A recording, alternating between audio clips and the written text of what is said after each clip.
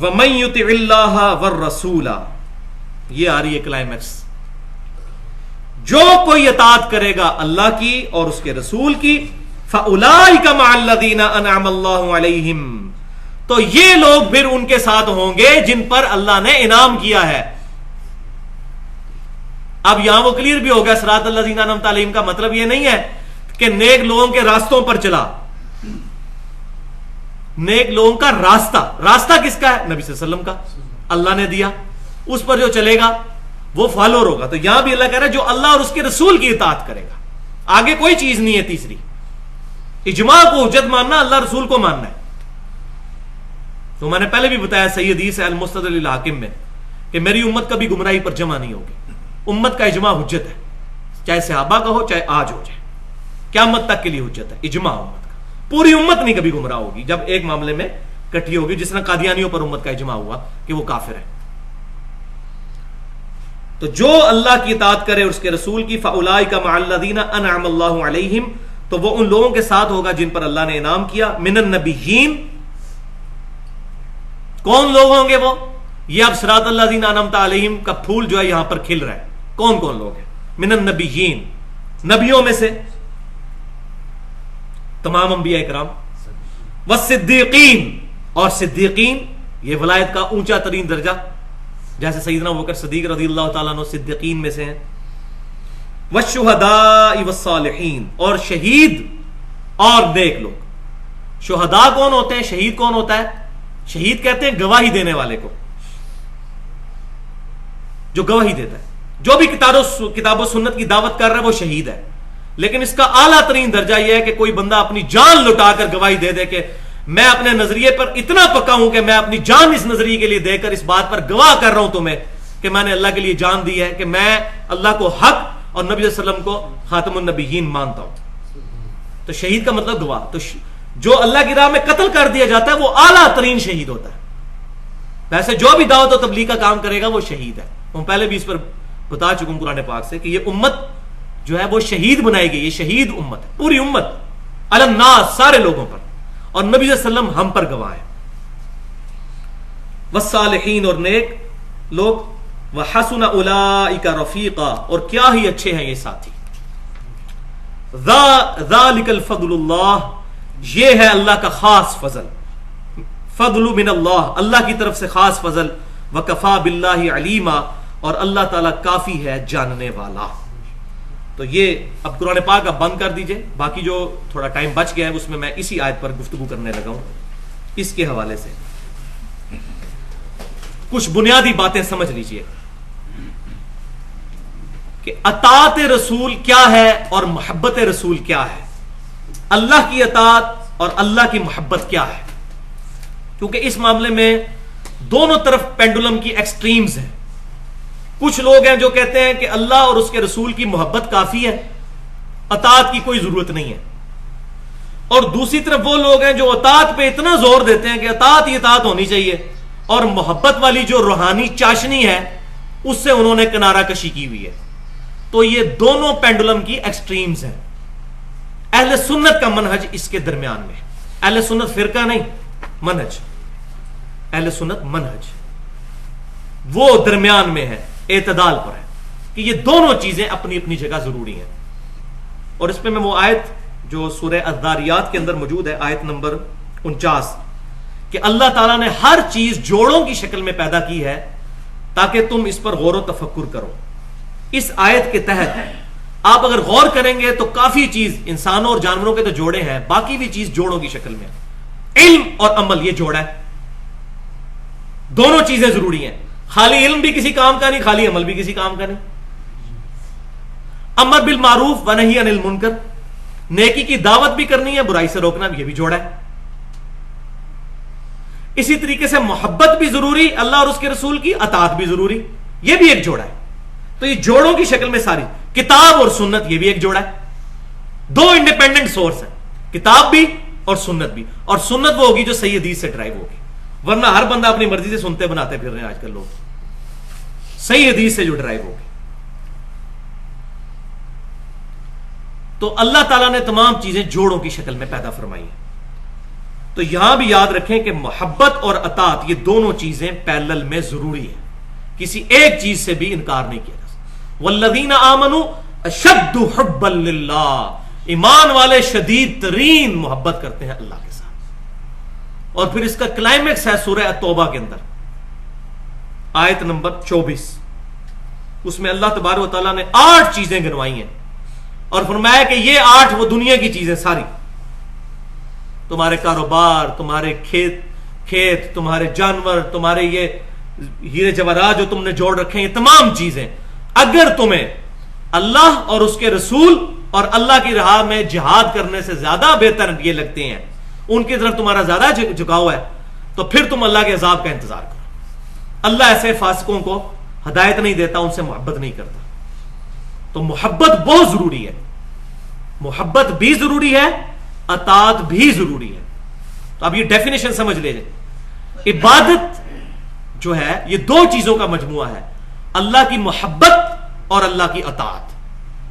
محبت الہی پلس اطاعت الہی از اکول ٹو عبادت۔ اور اتباع رسول یہ بھی 2 چیزوں کا مجموعہ ہے، محبت رسول اور اطاعت رسول۔ اور قرآن میں کیٹاگوریکل مینشن ہے، قل ان کنتم تحبون اللہ فاتبعونی، نبی صلی اللہ علیہ وسلم کی اتباع کرنی ہے، دل سے محبت رکھتے ہوئے آپ صلی اللہ علیہ وسلم کی سنت کی پیروی کرنی ہے۔ تو محبت اطاعت یہ دونوں چیزیں ضروری ہیں، تب ہوگی اتباع۔ اور اس کا جو میں سمجھتا ہوں بہت بڑی مثال عبداللہ بن عمر ہے رضی اللہ تعالیٰ عنہ۔ صحیح بخاری کھول کے دیکھیں، سفر حج کے دوران جہاں جہاں نبی صلی اللہ علیہ وسلم نے سواری بٹھائی تھی، کہیں بیٹھ کے کھانا کھایا تھا یا پیشاب کیا تھا، اگلی دفعہ جب اکیلے جاتے تھے جب بھی انہی جگہوں پر رکتے تھے۔ نبی صلی اللہ علیہ وسلم نے حکم فرمایا تھا، حکم فرمایا ہوتا تو اطاعت ہوتی، حکم نہیں فرمایا، یہ محبت تھی تو خود چیزیں خود بخود اڈاپٹ۔ لہذا یہ جھگڑے اب ختم ہو جائیں گے۔ کوئی بندہ کہتا ہے جی ننگے سر نماز ہوتی ہے نہیں ہوتی، بھائی یہ تو جھگڑا ہی نہیں ہے۔ محبت یہ ہے کہ نبی صلی اللہ علیہ وسلم سر ڈھانپ کے نماز پڑھتے تھے، آپ صلی اللہ علیہ وسلم پگڑی بھی استعمال فرماتے تھے، ٹوپی بھی استعمال فرماتے تھے، اور جب تک آپ صلی اللہ علیہ وسلم پر وسعت نہیں تھی تو آپ نے ایک چادر میں بھی نماز پڑھی ہے۔ اگر ہمیں اللہ نے وسعت دی ہے تو ہمیں سر ڈھانپ کے نماز پڑھنی چاہیے۔ تو یہ محبت میں جب آئیں گے پھر سارا کچھ کرتے چلے جائیں گے۔ تو محبت پلس اطاعت یہ دونوں چیزیں پیرلل میں چلیں گی۔ صحابہ کرام علیہم رضوان میں بے شمار مثالیں اس کی موجود ہیں۔ صحیح بخاری کے اندر حدیث موجود ہے، عبداللہ نامی ایک صحابی تھے، شراب عادتاً پیتے تھے، کوڑے لگائے گئے، کچھ صحابہ کے منہ سے نکل گیا اس پہ لعنت ہو، رسول اللہ صلی اللہ علیہ وسلم موجود ہیں اور یہ شراب پیتا اور پھر اس کو کوڑے، تو نبی صلی اللہ علیہ وسلم نے منع فرمایا اس پر لعنت نہ کرو، جو میں جانتا ہوں وہ تم نہیں جانتے، یہ اللہ اور اس کے رسول سے محبت کرتا ہے صلی اللہ علیہ وسلم۔ یہ محبت بہت بڑی دولت ہے، یہ بات یاد رکھیں۔ اس دوران اگر کسی سے کوئی کوتاہی بھی ہو جائے اس پر لعنت نہیں کی جائے گی۔ اس سے کوئی یہ رزلٹ نہ نکال دے کہ آپ شراب پینا شروع کر دیں محبت رسول میں، ان کی گواہی تو نبی صلی اللہ علیہ وسلم نے دے دی ہے، ہماری کوئی گارنٹی نہیں ہے۔ ان کی پتہ نہیں وہ محبت کتنی غالب تھی کہ ان کے گناہوں کا کفارہ بن گئی۔ ہمارے پاس اس طرح کی محبت ہے کہ ہمارے گناہوں کا کفارہ بنے؟ آپ صلی اللہ علیہ وسلم نے لعنت سے منع فرمایا کہ لعنت تو کسی پہ بھی نہیں کرنی۔ اب یزید سے مجھے سخت ویر ہے لیکن میں اس پہ لعنت کا بھی قائل نہیں ہوں۔ وہ کلمہ گو جو مسلمان ہے، اللہ خود جواب دے، لعنت نہیں کسی پر کرے گا۔ اسی طریقے سے صحیح بخاری میں کتاب الشروع چیپٹر میں حدیث موجود ہے، نبی صلی اللہ علیہ وسلم صلح حدیبیہ کے موقع پر جب وضو فرما رہے تھے، صحابہ کرام علیہم رضوان آپ سے ان کا مبارک پانی نیچے نہیں گرنے دیتے تھے، اپنے جسم پر مان لیتے تھے، حتیٰ کہ آپ کا بلغم شریف بھی کسی صحابی کے ہاتھ پہ آتا تھا اور کسی کو نہیں ملتا تھا وہ وہاں سے لے کے مان لیتا تھا اپنے جسم پر، اتنا احترام۔ لیکن جہاں چیز توحید سے ٹکرائی وہاں نبی صلی اللہ علیہ وسلم نے فوراً منع فرما دیا۔ وہ سنن ابن ماجہ میں صحیح سند کے ساتھ موجود ہے، ایک صحابی نے آ کے نبی صلی اللہ علیہ وسلم کو سجدہ کیا، نبی صلی اللہ علیہ وسلم نے ڈانٹ دیا اور فرمایا یہ کیا کر رہے ہو؟ انہوں نے کہا کہ میں کوفے کے پاس ہیرا نامی ایک شہر، نجدیوں کے شہر میں گئے، کوفی نجدیوں کے، آج تک امت بھگت رہی ہے کوفیوں والی چیزیں، تو وہاں میں نے دیکھا ہے کہ لوگ اپنے سردار کو سجدہ کرتے ہیں، تو میں نے قیاس ہی کیا نا جی، اس پر قیاس کیا اجتہاد کیا تو میں نے آپ کو سجدہ کر لیا. تو آپ صلی اللہ علیہ وسلم فرمایا کہ اگر میں سجدہ جائز سمجھتا تو بیویوں سے کہتا کہ اپنے خاوندوں کو سجدہ کریں اس حق کے سبب جو اللہ تعالیٰ نے ان کو دیا ہے. تو قیاس صحابی کا بھی ہو اگر کتاب و سنت اجماع سے ٹکرا جائے تو اس کو نہیں مانا جائے گا. یہ بہت بڑی مثال ہے. ہم قیاس اجتہاد کے قائل ہیں لیکن چوتھے نمبر پہ. پہلے نمبر پر کتاب، پھر سنت، پھر اجماع اور پھر قیاس اور اجتہاد. اور وہ بھی کسی تک فکس نہیں. قیامت تک قیاس جاری ہے، اجماع بھی جاری ہے. آج کے جو ایشوز ہیں یہ مسئلے تو ہمارے بزرگوں کے خوابوں میں نہیں تھے آئے. امام حنیفہ، امام شافعی، امام مالک، امام احمد بن حنبل، امام بخاری، امام مسلم کو یہ باتیں پتہ ہی نہیں تھی جو آج کے مسئلے ہیں. ویڈیو کیمرے کا مسئلہ، انتقال خون کا مسئلہ، ریل گاڑی میں نماز کا مسئلہ، پوسٹ مارٹم کا مسئلہ، عزا کی پیوند کاری کا مسئلہ. یہ مسئلے کہاں قرآن حدیث اور ہمارے صحابہ تابعین کے پاس لکھے ہوئے ہیں. اجتہاد قیامت تک جاری ہے. تو آج اگر علماء کوئی فتویٰ دیتے ہیں ان کے فتوے کو چیک کیا جائے گا. پاکستان میں کئی علماء جنہوں نے سود کو بھی حلال کر دیا اسلامک بینکاری کے نام کے اوپر. تو مولویوں سے تو آپ جو مرضی فتویٰ لے لیں. تو یہ بات یاد رکھیں، ہم نے یہ دیکھنا ہے کہ اس کا قیاس کتاب و سنت اجماع سے ٹکرا تو نہیں رہا، پھر مانیں گے. تو آج اگر مولانا تقی عثمانی صاحب یا ڈاکٹر طاہر القادری صاحب یا مولانا طارق جوہری صاحب یا اسی طریقے سے زبیر علی زئی صاحب کو فتویٰ دیتے ہیں تو کیا ہم ان کے اس فتوے کو مان کے ان کے مقلد ہو جاتے ہیں؟ تقی عثمانی صاحب کے فتوے کو مان کے بریلوی دیوبندی یا حنفی جو ہیں وہ کیا تقی عثمانی صاحب کے مقلد ہو جاتے ہیں؟ نہیں. تو اسی طریقے سے امام حنیفہ رحمۃ اللہ علیہ کا بھی اگر کوئی فتویٰ مانتا ہے کتاب و سنت اجماع کے مطابق تو ان کا مقلد نہیں ہو جائے گا. ورنہ تو اب سب لوگ آج کل تو ان بزرگوں کے مقلد ہیں. تو قیاس اور اجتہاد قیامت تک جاری ہے لیکن کتاب و سنت اجماع کے خلاف نہ ہو. جو المصنف ابن ابی شیبہ میں صحیح سند کے ساتھ 22,990 نمبر اثر سیدنا عمر کا موجود ہے. جب کبھی پرابلم ہو، کوئی مسئلہ درپیش ہو تو پہلے کتاب اللہ میں تلاش کرو. کتاب اللہ میں نہ ملے پھر سنت رسول میں دیکھو صلی اللہ علیہ وسلم. سنت رسول میں نہ ملے تو پھر امت کا اجماع دیکھو اور اجماع نہ ملے تو پھر اجتہاد کر لو. مقلد نہ ہو جاؤ، یہ نہیں فرمایا حضرت عمر نے، اجتہاد کر لو. تو فاسألوا اہل الذکر ان کنتم لا تعلمون. اہل علم سے مسئلہ پوچھو اگر تمہیں علم نہیں ہے، لیکن اہل علم سے یہ نہ پوچھو کہ آپ کیا فرماتے ہیں بیچ اس مسئلہ کے، بزرگ کیا فرماتے ہیں، حضرات کیا فرماتے ہیں. اہل علم سے پوچھو کہ کتاب و سنت اجماع میں کیا لکھا ہوا ہے. اپنی طرف سے کوئی مسئلہ نہ بتائیں. تو یہ فرق ہے اہل سنت اور اہل بدعت کا.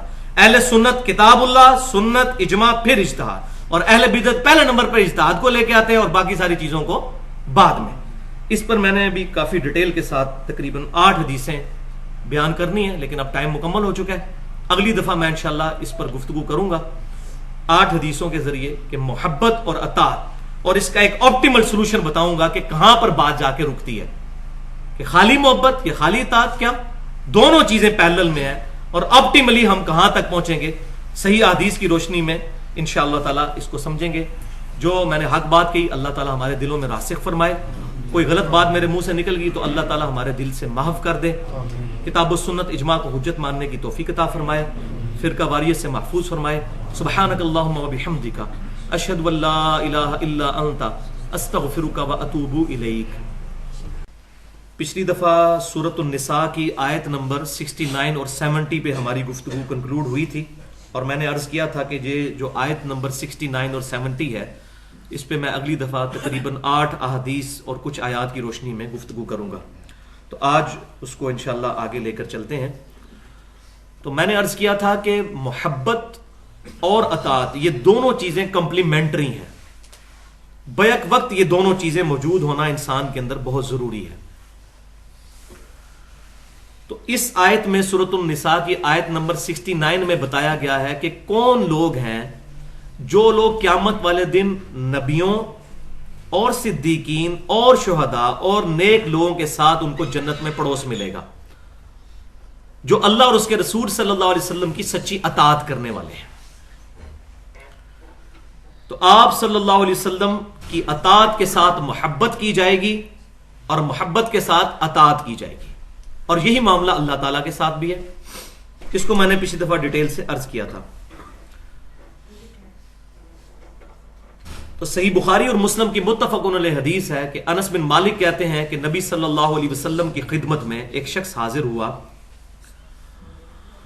اور اس نے عرض کیا کہ اللہ کے رسول قیامت کب آئے گی؟ تو آپ صلی اللہ علیہ وسلم نے فرمایا تم نے قیامت کے لیے کوئی تیاری بھی کی ہے؟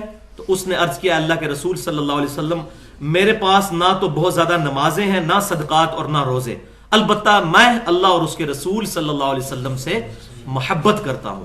تو آپ صلی اللہ علیہ وسلم نے فرمایا کہ انسان اس کے ساتھ ہی ہوگا جس سے وہ محبت کرتا ہے۔ انس بن مالک کہتے ہیں کہ اللہ کی قسم اسلام لانے کے بعد ہمیں نبی صلی اللہ علیہ وسلم کی کسی بات سے اتنی خوشی نہیں ہوئی جتنی اس بات سے ہوئی کہ جو شخص اللہ اور اس کے رسول سے محبت کرتا ہے وہ اللہ اور اس کے رسول کے ساتھ ہوگا صلی اللہ علیہ وسلم۔ تو یہ اتنی امپورٹنٹ چیز تھی، اس لیے میں نے پچھلی دفعہ 12-13 منٹ اس پہ لگائے اور آج بھی تقریباً 25 کے قریب منٹ انشاءاللہ اسی گفتگو پر ہوں گے کہ محبت کا جذبہ بھی بہت ضروری ہے۔ تو اس میں جو قرآن پاک کا ایپیکس ہے، ضربہ سنام ہے، سمم بونم ہے، وہ سورہ التوبہ کی آیت نمبر ہے 24۔ یہ نکال لیجئے، سورہ التوبہ آیت نمبر 24، پارہ نمبر 10 کے اندر، سورت نمبر 9، پیج نمبر یہ بلو قرآن پاک پہ 191 نکال لیں۔ بسم اللہ الرحمن الرحیم۔ قل ان کان آباؤکم، اے محبوب صلی اللہ علیہ وسلم فرما دیجئے کہ اگر تمہارے ماں باپ و ابناؤکم اور تمہارے بیٹے یا اولاد و اخوانکم اور تمہارے بھائی یا بہنیں وَأَزْوَاجُكُمْ اور تمہاری بیویاں یا بیویوں کے لیے شوہر، دیکھ لیں یہ سارے رشتے گنوائے جا رہے ہیں، وَعَشِيرَتُكُمْ اور تمہارا کنبہ، وَأَمْوَالُ نِقْتَرَفْتُمُوهَا اور وہ مال جو تم نے بڑی محنت سے کمائے ہیں، وَتِجَارَةٌ اور تمہارا کاروبار، تَخْشَوْنَ كَسَادَهَا جس کا تمہیں ڈر لگا رہتا ہے کہ یہ کہیں ماند نہ پڑ جائے،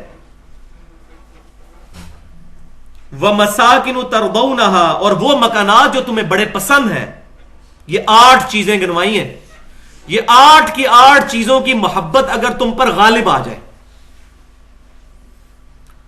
احب الیکم من اللہ، یہ تمام چیزیں اگر تمہیں محبوب ہو جائیں اللہ سے، اللہ نہ کرے ایسا ہو، ورسولہ اور اس کے رسول سے، والعیاذ باللہ، وجہاد فی سبیلہ اور اللہ کی راہ میں جہاد کرنے سے، وہ 8 چیزیں ان 3 چیزوں سے بڑھ کر تمہیں اگر محبوب ہو جائیں، پھر اگلی بات آپ خود سمجھ لیں، بہت بڑی تھریٹ اور دھمکی آ گئی ہے، فتربصوا حتی یأتی اللہ بامرہ، اس کی میں صحیح ٹرانسلیشن کروں تو وہ یہ بنے گی پھر دبا ہو جاؤ اور انتظار کرو یہاں تک کہ اللہ کا عذاب تم پر آ جائے، فتربصوا حتی یأتی اللہ بامرہ، یہاں تک کہ اللہ تعالیٰ کا امر تم پر عذاب آ جائے اگر یہ 8 چیزوں کی محبت اللہ اور اس کے رسول صلی اللہ علیہ وسلم اور اس کی راہ میں جہاد کرنے سے بڑھ کر تمہیں محبوب ہو جائے۔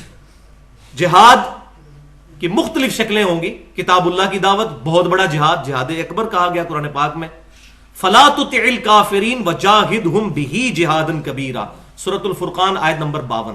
اے محبوب صلی اللہ علیہ وسلم کافروں کی بات کی پرواہ مت کیجئے، وَجَاهِدْهُمْ بِهِ جِهَادًا كَبِيرًا اور اس کتاب کے ذریعے بڑا جہاد کیجئے، کتاب اللہ کی دعوت یہ جہاد، اور پھر اس کا آخری درجہ جو ہے وہ قتال، سب سے ہائیسٹ گڈ جو آگے آ جائے گا انشاءاللہ۔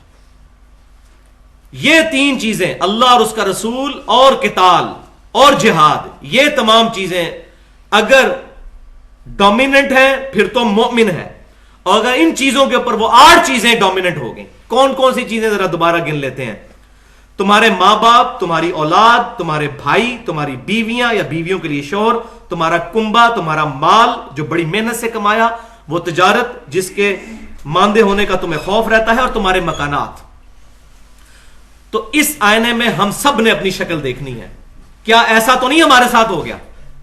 اس وقت امت محمدیہ صلی اللہ علیہ وسلم کی جو حالت ہے پوری دنیا میں کہ 57 ملک ہیں لیکن دنیا کے کسی معاملے میں ہم سے کوئی مشورہ نہیں کیا جاتا، یہ کہیں اسی وجہ سے تو نہیں ہے کہ یہ 8 چیزیں، یہ 8 کی 8 چیزیں ہم پر غالب تو نہیں آ چکی ہوئی، اور اگر آئی ہیں تو ہمیں فوراً توبہ کر کے اپنے رب کی طرف رجوع کرنا چاہیے۔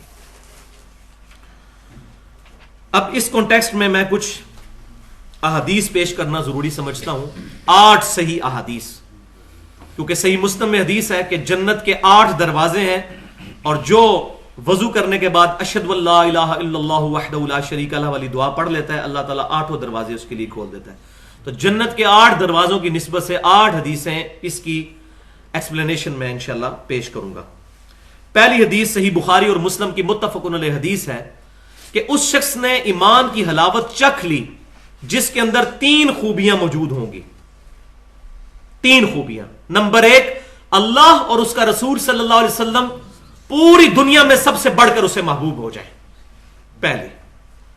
دوسری، دوستی اور دشمنی صرف اللہ کے ریفرنس سے.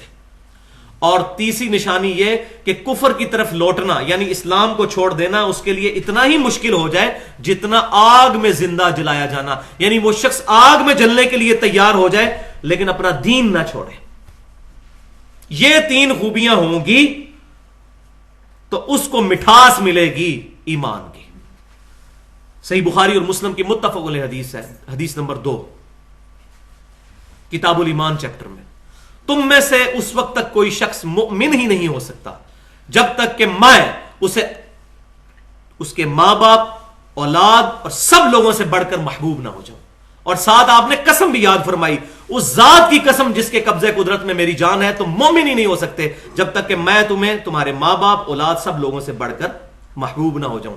اس کا یہ مطلب نہیں ہے کہ غلامی رسول میں موت بھی قبول ہے، بس نعرہ لگا لیا جائے.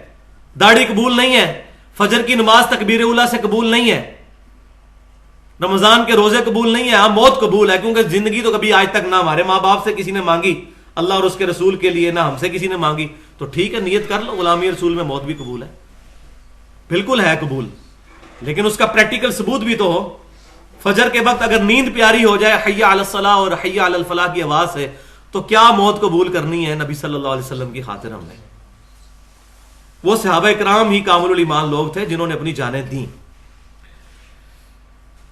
اور یہ حدیث وجد امیز حدیث ہے، حدیث نمبر 3 صحیح بخاری کی.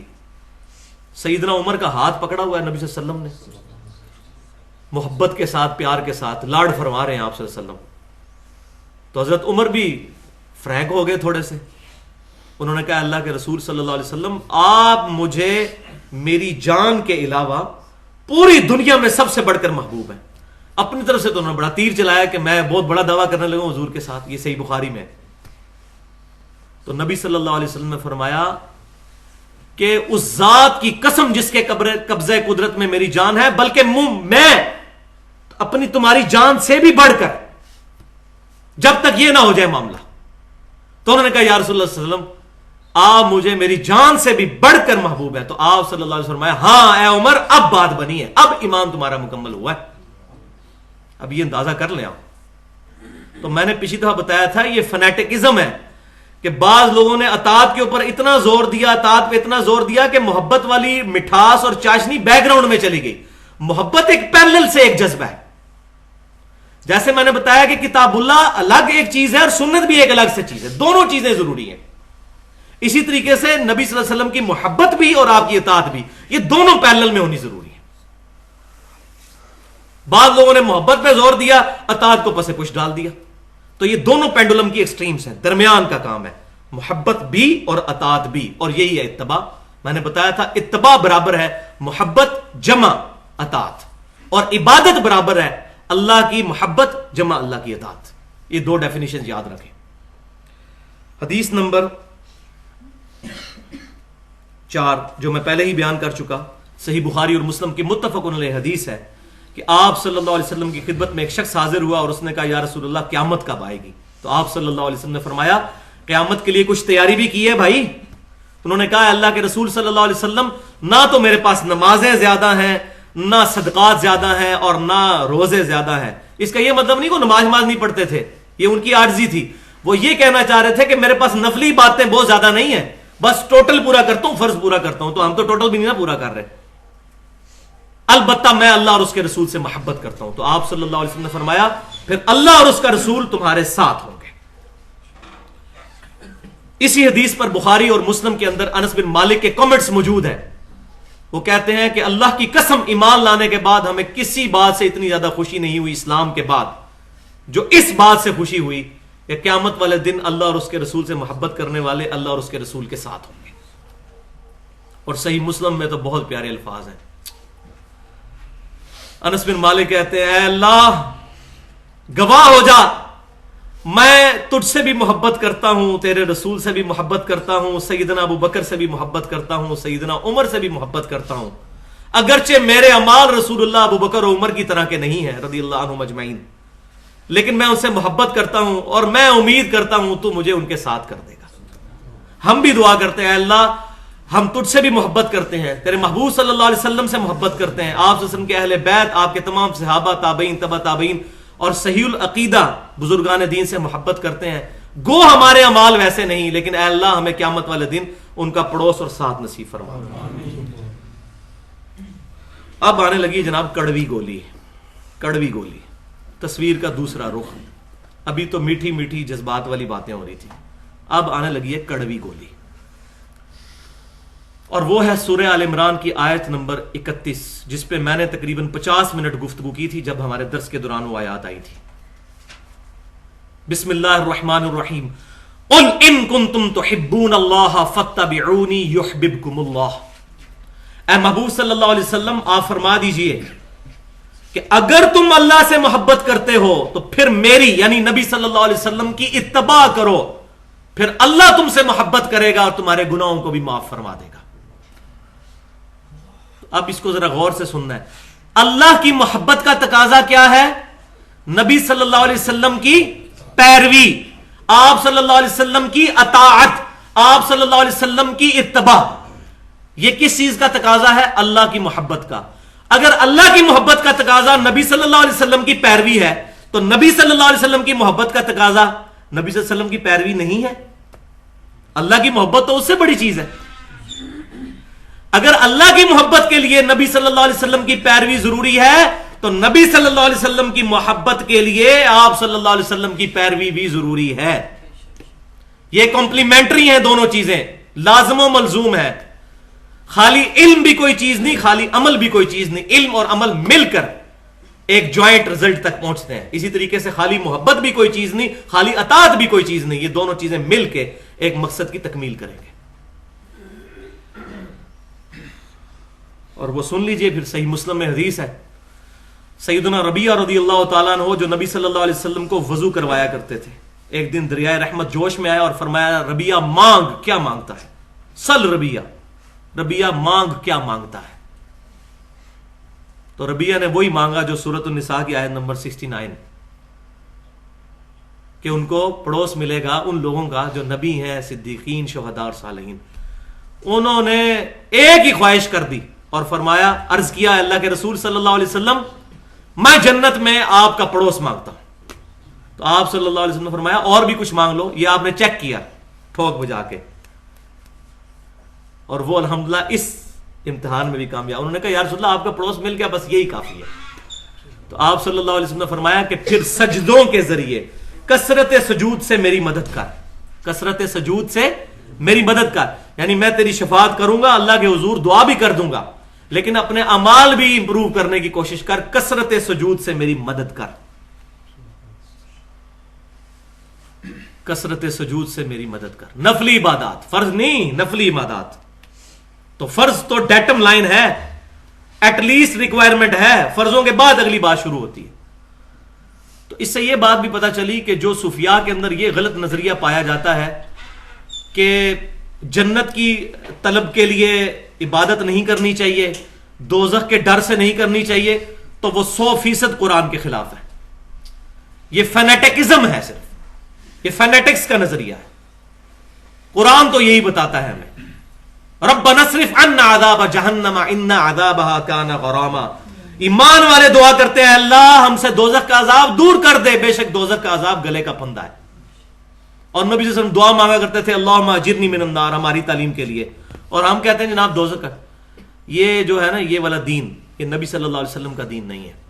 نبی صلی اللہ علیہ وسلم کے دین میں جنت کی خواہش کرنی ہے اور دوزخ سے اللہ کی پناہ مانگنی ہے. جنت کی خواہش ہم کیوں کر رہے ہیں؟ اللہ کے دیدار کے لیے, نبی صلی اللہ علیہ وسلم کے پڑوس کے لیے. جنت میں ہی اللہ کا دیدار نصیب ہونا ہے. تو جس کو جنت نہیں چاہیے تو وہ تو اللہ تعالیٰ کے دیدار کا ہی منکر ہو گیا نا, پھر وہ تو اللہ کی گستاخی کر رہا ہے اصل میں. لہذا وہ رابعہ بصریہ کا جو واقعہ مشہور ہے کہ وہ کہا کرتی تھی, ایک ہاتھ میں انہوں نے آگ اٹھائی ہوتی تھی, ایک ہاتھ میں پانی, اور کہتی تھی آگ سے میں جنت کو آگ لگا دوں گی, پانی سے دوزخ بچا دوں گی, تاکہ لوگ جو ہے وہ جنت اور دوزخ کی وجہ سے اللہ کی عبادت نہ کرے, اللہ کی وجہ سے کرے. یہ اب آن دا فیس آف آرگومنٹ بڑی پیاری بات لگتی ہے, لیکن یہ نان سینس بات ہے. تو ہم رابعہ کے عقیدے پہ نہیں ہے, ربیہ کے عقیدے پہ ہیں. صحابی رسول سل ربیہ, مانگ ربیہ کیا مانگتا ہے. ان کو بھی کہنا چاہیے تھا یا رسول اللہ میں یہ مانگتا ہوں کہ جنت کو آگ لگا دیں اور دوزخ کو بجھا دیں, میں آپ کی محبت کی وجہ سے, اللہ کی محبت کی وجہ سے عبادت کروں گا. تو ہم الحمدللہ ربیہ کے ماننے والے ہیں, صحابہ کے ماننے والے ہیں. اس طرح کی غلط تعلیمات کے پیچھے ہم نہیں چلتے. اس کی وجہ سے ہمیں بزرگوں کو گستاخ کہا جاتا ہے. ہم کہتے ہیں الحمدللہ ہم تو بزرگوں کے گستاخ ہیں, آپ تو گستاخ رسول ہو. گستاخ رسول تو کافر ہوتا ہے, بزرگوں کا گستاخ کافر نہیں ہوتا. اور آپ پہلے سن چکے ہیں دوستی دشمنی اللہ کے لیے. ہمیں اگر کسی کے ساتھ دشمنی ہے تو اللہ اور اس کے رسول کے ریفرنس کی وجہ سے. جو نبی صلی اللہ علیہ وسلم کے دین کو ٹیمپر کرے گا اس سے ہم کوئی محبت نہیں کرتے, وہ کوئی بھی ہو. اور جو آپ صلی اللہ علیہ وسلم کی محبت کا درس دیتا ہے اور آپ کی تعلیمات کو عام کرتا ہے, اس کی جوتیوں کی خاک ہماری آنکھوں کا سرما. امام حنیفہ رحمۃ اللہ علیہ کی جوتیوں کی خاک ہماری آنکھوں کا سرما. امام شافعی, امام مالک, احمد بن حنبل, امام بخاری, امام مسلم, بڑے بڑے ائمہ, ان کی جوتیوں کی خاک ہماری آنکھوں کا سرما. حدیث نمبر 6 صحیح بخاری کی حدیث ہے. آپ صلی اللہ علیہ وسلم نے فرمایا کہ میری ساری امت جنت میں جائے گی سوائے اس کے جس نے انکار کیا. کان کھڑے کر لیں آپ. پوچھا کہ یا رسول اللہ کس نے انکار کیا آپ کا؟ فرمایا جس نے میری اطاعت کی, میری فرما برداری کی, وہ جنت میں جائے گا, اور جس نے میری نافرمانی کی اس نے میرا انکار کیا. کچھ بھی ہیں محبوب تیری محبوب کی امت سے ہیں. محبوب کی امت میں کہاں رہ گئے؟ صحیح مسلم میں حدیث ہے ملاوٹ کرنے والا میرا امتی نہیں ہے. محبوب کی امت میں کہاں رہ گئے؟ محبوب سے بغاوت اور محبوب جو بھی ہیں یہ اللہ تیرے محبوب کی امت سے. تو میں کہتا ہوں اگر دنیا میں فزیکل لاز کی طرح مورل لاز بھی ایکٹیو ہوتے تو سیدھی جوتی سر پہ آگے پڑتی, جھوٹے اپنی زبان بند کر. تو حضور کے ساتھ اپنی نسبت کرتا ہے, تیرے کرتوت ایسے ہیں. تو لیکن دنیا میں آرام کھائیں گے, پیٹ میں درد نہیں ہوگا. کسی یتیم کا مال زبان پہ رکھیں گے, زبان نہیں جلے گی, کیونکہ دنیا میں مورل لاز ایکٹیو نہیں ہے. اگر مورل لاز ایکٹیو ہو جاتے تو دنیا میں یہ کام ہوتا. آخرت میں ہو جائے گا. وہ قرآن پاک میں آتا ہے کہ جو لوگ یتیموں کا مال کھاتے ہیں اپنے پیٹوں میں دوزخ کی آگ بھر رہے ہیں. وہ آگ ادھر نہیں روشن, آگے چل کے وہ ایکٹیو ہو جائے گی. ادھر ٹھنڈی ہے وہ, لیکن ادھر اس کو حکم ہوگا ہاں جی آپ ذرا اپنا آپ دکھا اس کو. حدیث نمبر 7 صحیح بخاری اور مسلم کی متفق علیہ حدیث ہے النکاح سنتی فمن رغب عن سنتی فلیس منی.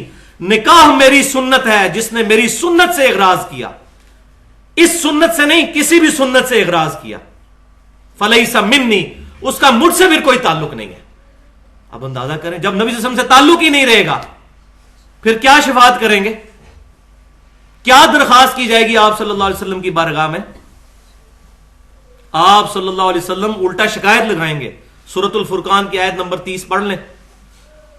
وقال الرسول یا رب ان قوم اتخذوا هذا القرآن مہجورا. اور محبوب صلی اللہ علیہ وسلم شکایت کریں گے قیامت والے دن, اے اللہ میری امت نے قرآن کو پیٹھ کے پیچھے ڈال دیا تھا. بزرگ فرماتے ہیں, حضرات فرماتے ہیں, فلاں فرماتے ہیں, شیخ الحدیث صاحب فرماتے ہیں, اور کہا جائے بھی قرآن میں لکھا ہے ایڈے بڑے بزرگ پاگل نے. تو بھائیوں ان بزرگوں کا فیصلہ تو اللہ نے کرنا ہے. آپ کے سامنے جب کتاب اللہ سے کوئی بات آ گئی تو اس کو تو مانے, ان کا معاملہ اللہ پہ چھوڑے, جو مر گیا اپنے انجام کو پہنچ چکا. ہم کسی مرے ہوئے بندے کے بارے میں بد زبانی نہیں کرتے, لیکن ہمیں جب پتا چل گیا کہ یہ بات غلط ہے تو ہمیں غلط چیز کو غلط کہنا چاہیے. ہمیں جب یہ بات پتا چل گئی کہ ایاک نعبد و ایاک نستعین, اے اللہ ہم صرف تیری عبادت کرتے ہیں اور غائب میں دعا صرف تجھی سے مانگتے ہیں, تو پھر ہم یا علی مدد نہیں کہیں گے, ہم یا شیخ عبد القادر جیلانی مدد نہیں کہیں گے. یہ تو جھگڑا ہی نہیں کہ حضرت علی کو اختیار ہے یا نہیں ہے, سیدنا شیخ عبد القادر جیلانی کو اختیار ہے یا نہیں ہے, جھگڑا ہی نہیں ہے. اختیار ہو تب بھی پکارنا شرک ہے دعا میں. فرشتوں کو اللہ نے اختیار دیا ہے بارش برسانے کا, بارش ہم اللہ سے مانگیں گے فرشتوں سے؟ اللہ سے. فرشتوں سے مانگیں گے تو مشرک ہو جائیں گے. مسئلہ اختیار کا نہیں ہے، مسئلہ ہے دعا پکارنا، ایاک نستعین، صرف تجھی سے دعا کرتے ہیں۔ ظاہری اسباب اختیار کر سکتے ہیں، وتعاونوا علی البر والتقوی ولا تعاونوا علی الاثم والعدوان۔ اور حدیث نمبر 8 بخاری اور مسلم کی متفق علیہ حدیث ہے، قیامت والے دن میرے حوض کوثر پہ کچھ ایسے لوگ لائے جائیں گے جن کو میں پہچانتا ہوں گا کہ میرے امتی ہیں۔ وہ صحیح مسلم میں حدیث ہے کہ میرے امتیوں کے اعضائے وضو قیامت والے دن چمک رہے ہوں گے، قادیانیوں کے بھی چمک رہے ہوں گے۔ وہ پھر بعد میں فیصلہ ہوگا کہ کون منافق اور کون مؤمن۔ جس نے دنیا میں وضو کیا اس کے اعضاء چمکیں گے، سب کے چمک رہے ہوں گے۔ تو آپ صلی اللہ علیہ وسلم کہتے ہیں میں پہچان لوں گا، اور جب ان کو میں مشروب پلانے لگوں گا حوض کوثر سے، ان کے میرے درمیان دیوار کھڑی کر دی جائے گی، اور اللہ تعالیٰ فرمائے گا اے محبوب صلی اللہ علیہ وسلم آپ کو نہیں پتا آپ کی وفات کے بعد یہ لوگ دین سے الٹے قدم پھر گئے تھے، انہوں نے دین میں بدعتیں جاری کر دی تھیں۔ تو اللہ کے رسول کہتے ہیں صلی اللہ علیہ وسلم پھر میں اس وقت کہوں گا سحقن سحقن لمن غیر بعدی، سحقن سحقن لمن بدل بعدی، ان پر پھٹکارو، ان کو مجھ سے دور کر دو جنہوں نے میری وفات کے بعد میرے دین کو بدل دیا، جنہوں نے میری وفات کے بعد میرا دین ٹیمپر کر دیا۔ والعیاذ باللہ تعالی۔ تو یہی تڑپ ہم لوگ لے کر اٹھے ہیں، اور اس کانٹیکسٹ میں کنکلوڈنگ گفتگو کرتے ہوئے نبی صلی اللہ علیہ وسلم سے تعلق کی وہ آیت بھی بیان کرنا ضروری سمجھتا ہوں کہ کون سچا محب ہے نبی صلی اللہ علیہ وسلم کا۔ سورۃ الانعام کی آیت نمبر 159 جو ہمارے منہج پہ بھی لکھی ہوئی ہے، ان الذین فرقوا دینہم وکانوا شیعا لست منہم فی شیء۔ اے محبوب صلی اللہ علیہ وسلم بے شک جن لوگوں نے دین میں فرقے بنائے اور اپنے آپ کو گروہوں میں بانٹ لیا، لست منہم فی شیء، آپ کا ان کے ساتھ کوئی تعلق ہی نہیں ہے۔ انما امرہم الی اللہ، دھمکی ہے، ان کا معاملہ اللہ کے سپرد، ثم ینبئہم بما کانوا یفعلون، پھر اللہ تعالیٰ قیامت والے دن ان کو بتا دے گا جو دنیا میں وہ کرتوت کیا کرتے تھے۔ سورۃ الحج کی آخری آیت ہے هو سماکم المسلمین من قبل وفی ھذا، ابراہیم علیہ السلام نے بہت پہلے تمہارا نام مسلمان رکھا تھا، اور اس قرآن میں وفی ھذا، اور اس قرآن میں اللہ نے تمہارا نام مسلمان رکھا ہے، مسلم رکھا ہے۔ اور پھر مسلمانوں کو نصیحت کرتے ہوئے سورہ آل عمران کی 102 نمبر آیت میں فرمایا گیا یا ایھا الذین آمنوا اتقوا اللہ حق تقاتہ، اے ایمان والو اللہ تعالیٰ کا تقوی اختیار کرو جیسا کہ تقوی اختیار کرنے کا حق ہے، اور حق کیا ہے؟ ولا تموتن الا وانتم مسلمون، اور دیکھنا تمہیں موت نہ آئے مگر اس حال میں کہ تم مسلمان مرنا۔ اپنے آپ کو فخریہ، بریلوی، دیوبندی، وہابی، شیعہ، قادیانی ان ٹائٹلز میں نہ بانٹنا، مسلمان مرنے کی کوشش کرنا۔ کہیں ایسا نہ ہو کہ قیامت والے دن وہ معاملہ ہو جائے جو سورۃ الحجر کی آیت نمبر 2 ہے، ربما یود الذین کفروا لو کانوا مسلمین، 14واں پارہ پہلی آیت۔ اس دن کافر تمنا کریں گے کاش ہم دنیا میں مسلمان ہوتے، ربما یود الذین کفروا لو کانوا مسلمین، کاش ہم دنیا میں مسلمان ہوتے۔ تو یہاں میں یہی دعا کروں گا کہ اللہ تبارک و تعالی ہمیں کتاب و سنت اور اجماع کے منہج پر چلنے کی توفیق عطا فرمائے۔